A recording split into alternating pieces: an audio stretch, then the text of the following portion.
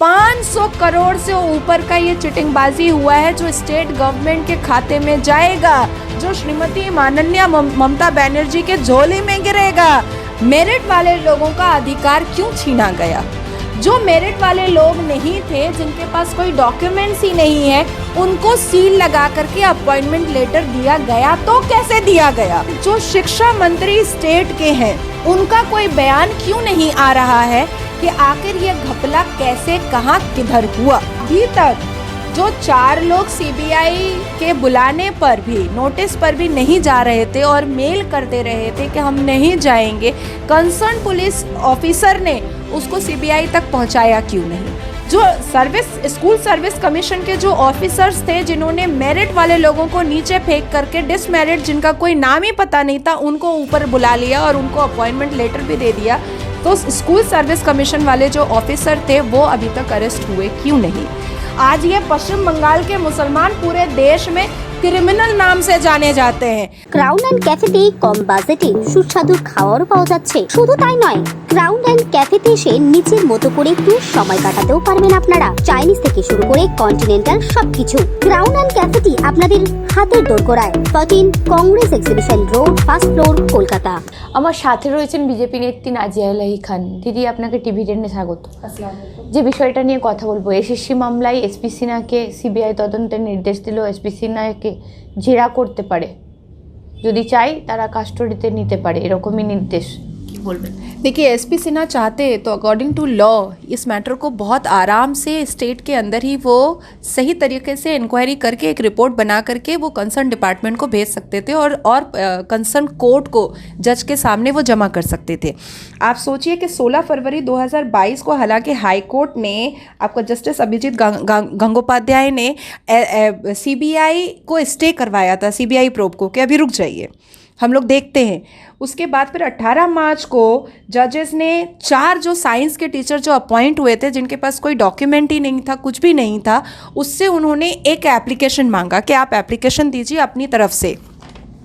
रात के 12 बजे उनसे इन्वेस्टिगेशन करने का जज ने कहा और जज ने ये भी कहा कि अरेस्ट नहीं कीजिएगा, अभी इंक्वायरी कीजिए, इंटरोगेशन कीजिए। इतनी सुविधाएं जज की तरफ से मिली, जो कानूनी तरीके से एक इंसान का संवैधानिक अधिकार होता है कि जब तक आप उसको इंटरोगेट नहीं करते, आप उसको कस्टडी में नहीं ले सकते। तो जज ने, जस्टिस ने हर एक एंगल से, हर एक तरीके से अकॉर्डिंग टू लॉ हर एक अपॉइंटेड लोगों को सही तरीके से in the I of law देखा।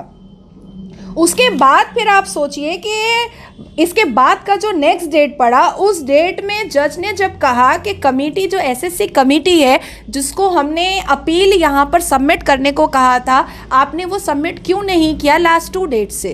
तो उस वक्त जज ने खुद अपने मुंह से कहा, this is disrespect to the court, it's better कि सीबीआई इंक्वायरी करे, जो निष्पक्ष रूप में कर सकती है।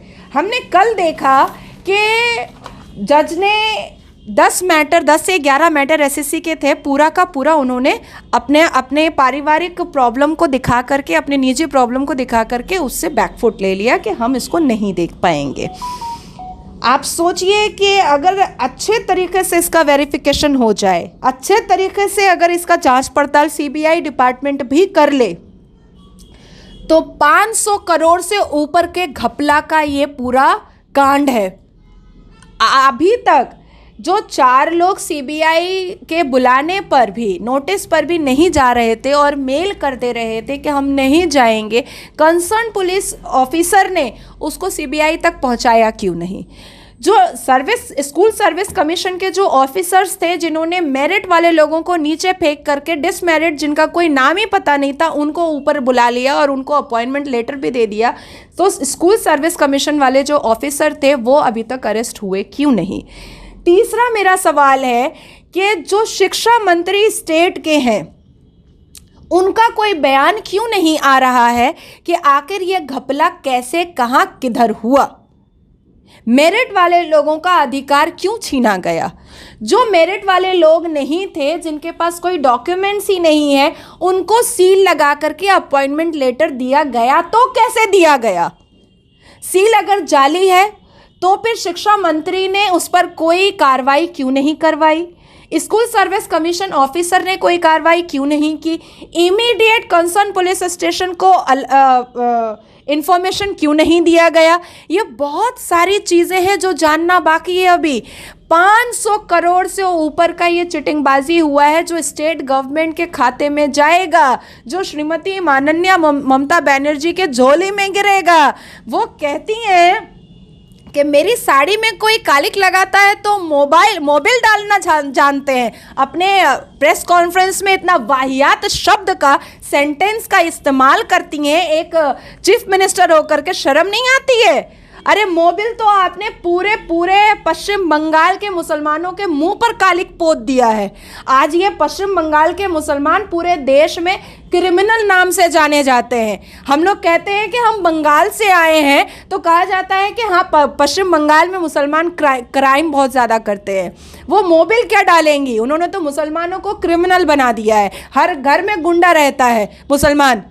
तो ये जो আমি একটা কথা জিজ্ঞাসা করতে যাই, যারা 98 জন চাকরি পেয়েছিল ইতিমধ্যে কোর্ট বলেছে যে তাদেরকে খুঁজে বার করতে হবে, ইতিমধ্যে তাদের চাকরিও যেতে পারে, এরকমই একটা সম্ভাবনা। যারা আমার কাছে একটা কথা হচ্ছে, যা এই যে 98 জন আর এই যে শিক্ষামন্ত্রীর কথা বলছেন, কারা বলি হলো, আদতে কারা বলি হলো? আর যাদের মেরিট থাকা সত্ত্বেও তারা চাকরি পেল না, কি হলো, পরিস্থিতিটা কি হলো সব মিলিয়ে?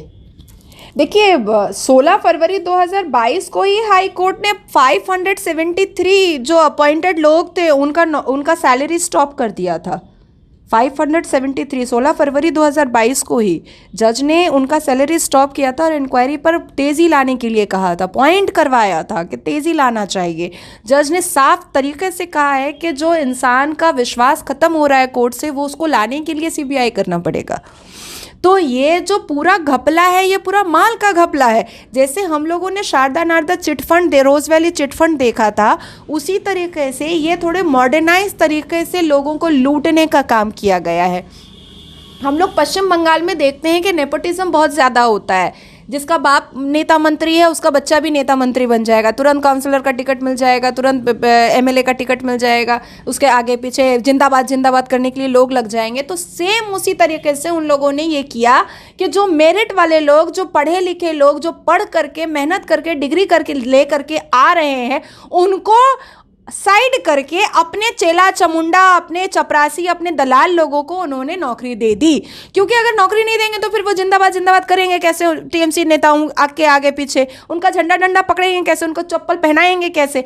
तो ये जो घपला है, क्योंकि ये एजुकेशनल डिपार्टमेंट का है, क्योंकि ये कोर्ट में जा सकता है, इसीलिए कोर्ट के सामने ये पूरा घपला सामने आ गया। और जिस तरीके से पोल पट्टा खुला था श्रीमती ममता बनर्जी का, कुणाल घोष का, मदन मित्रा का, से नारदा शारदा रोज़ वैली गोरू प्रचार और आपका कोयला कांड में, उसी तरीके से ये भी 500 करोड़ से ऊपर का घपला है जो आने वाले 2-3 महीने में बिल्कुल प्रकाश में आ जाएगा। আপনাকে অসংখ্য ধন্যবাদ আমাদেরকে সময় দেওয়ার জন্য। নমস্কার।